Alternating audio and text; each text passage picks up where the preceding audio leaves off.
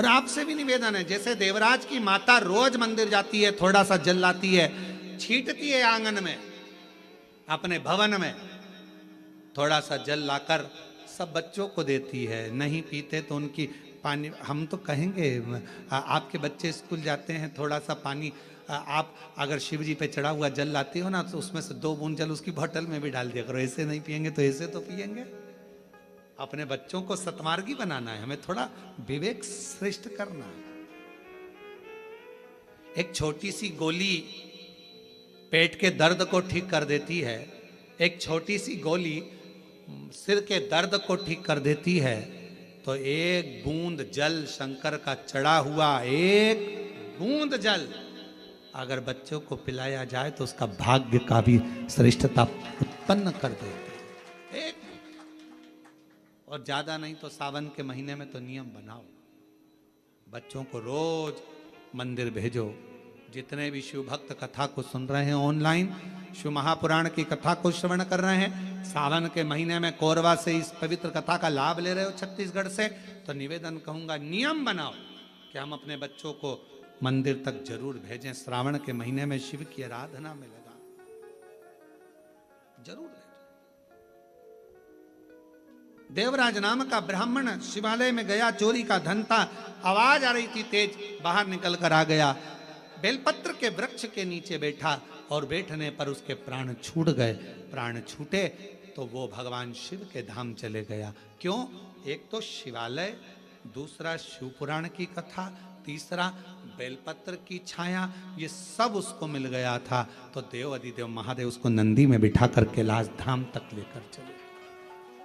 ऐसी शिव महापुराण की महत्वता है, शिवधाम तक लेकर। और कोई पिछले जन्म के अच्छे कर्म मुझे बाबा तेरा साथ मिला, कोई पिछले जन्म के अच्छे कर्म मुझे बाबा तेरा साथ मिला। जहाँ सारी दुनिया झुकती है, जहाँ सारी दुनिया झुकती है, मुझे वो आली दरबार मिला, दरबार। पिछले जन्म का पुण्य था जो देवराज की गति सुधर गई। एक बिंदु नाम का ब्राह्मण था, शास्त्र कहता है उसका भी कोई प्रारब्ध पूर्वक का था, जो उसने प्रेत की योनि तो मिली पर शिव महापुराण की कथा से मुक्त हो गया। उसकी पत्नी बड़ी भटकी थी मार्ग से, फिर मार्ग पर आई। बिंदु पानी में डूबकर मर गया। चंचुला काशी में गई और अपने प्राण त्यागे, शिवधाम में गई, पार्वती जी की सहेली बन गई।